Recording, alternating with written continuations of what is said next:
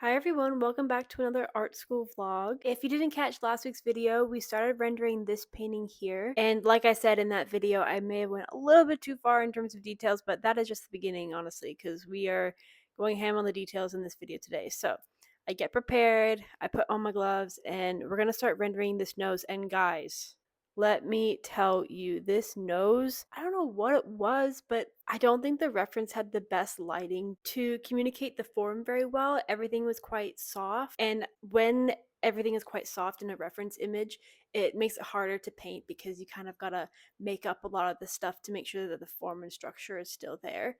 So it took me literally all day. Like that jump right there, that was hours and hours and hours and hours and hours of work. And I don't know why it took me so long, but nonetheless, I'm happy with it. Like, my teacher came up to me and specifically said that he liked the nose, and I was like, thank God somebody noticed. But I headed over to headed over the I headed over to the forehead, and I just did a layer of oil paint over the entire forehead, and then I went in with that big brush that you just saw and just very, very lightly blended a lot of the transitional shades together. And this is something that I like to do just to hurry up the process a little bit and just to get a really smooth and well blended finish, which I personally like in my own work. If you do use this technique, I would recommend that you use your brush strokes in the direction of the planes of the face. So for the forehead, I would usually go sideways, like kind of wrapping around the forehead because the forehead is like curved like that. It's really, really hard to demonstrate because I'm using my hands right now and you can't see my hands, but it'll make sense when you paint. And also making sure that you have a really clean brush, because if you were to wipe a bunch of dirty paint on the area that you just spent so long on, that'd be really frustrating. And then when you obviously blend the colors, want to make sure that you keep in mind where your brush has run into so you don't then muddy up the colors. It had gotten kind of late at this point because I had spent so long on that nose. It was about like 6:30, and I was getting tired, and I was gonna start to make some bad decisions, which is kind of foreshadowing what's gonna happen later in this video.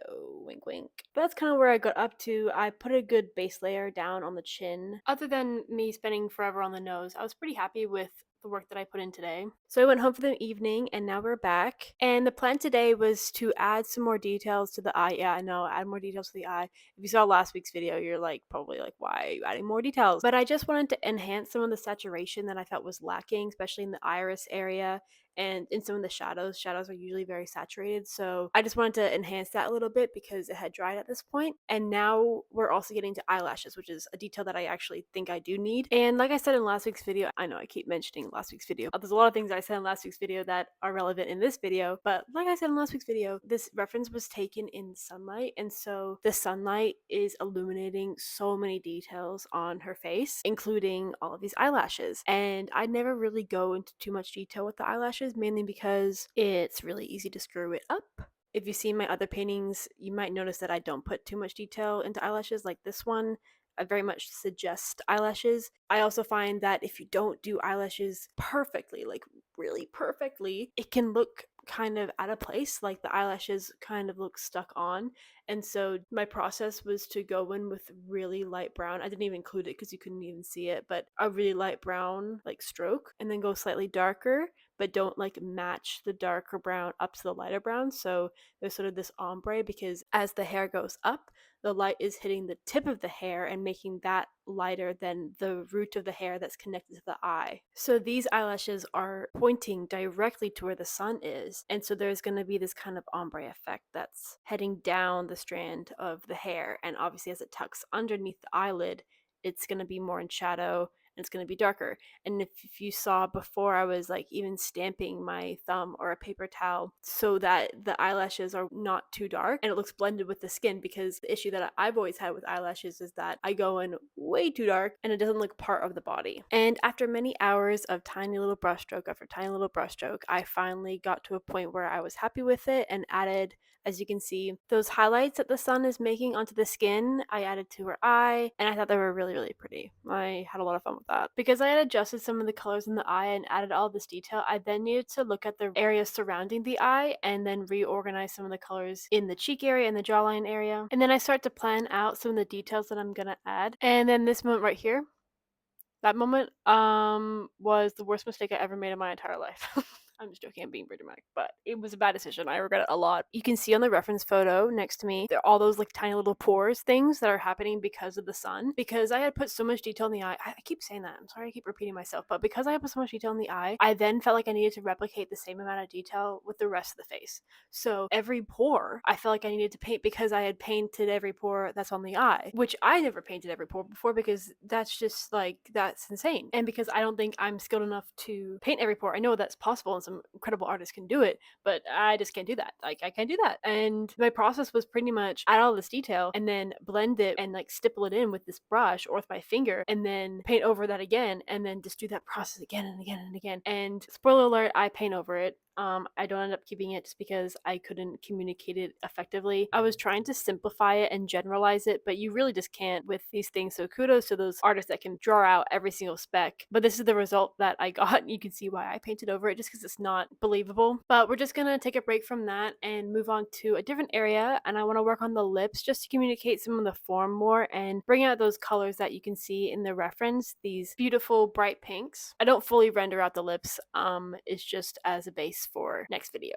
Actually, the whole time that I've been planning this painting, I have always been just super stuck on the background and what to do because the values are pretty much the exact same. So I got this darker and also desaturated blue color to contrast with her skin tone that's more yellow toned, just to darken the background. But also, I didn't like the harsh line that was the jaw to the background. I kind of want them to layer on top of each other because that whole side where her hand is in contact with her face is all going to be quite abstract and painterly, and so I'm just setting it up for next time I paint over it. I will say that at this point I decided to stay later because I didn't get enough done because I spent so much time on that cheek that I started to get a bit tired and make some really bad decisions. Actually at this point I really did not like the painting, and I thought that the best idea was at 7 o'clock at night make everything so much more complicated and try and fix it when I only had half a brain. So you can see abruptly that in the painting I had made the hand this kind of cooler color because I made this little composite sketch on my iPad that the hand was going to be this kind of dead hand maybe, and it's being pressed against the face, then making the skin wherever the hand is touching also this kind of decay color so that it looks like that maybe some sort of virus is spreading, and also to make it look like that maybe it's someone else's hand that's being pressed against her face because it's a different tone. But that was just me trying to overcomplicate it for some reason. Like, I kind of sat back and then looked at the composite sketch on my iPad and then looked at the painting and then abruptly just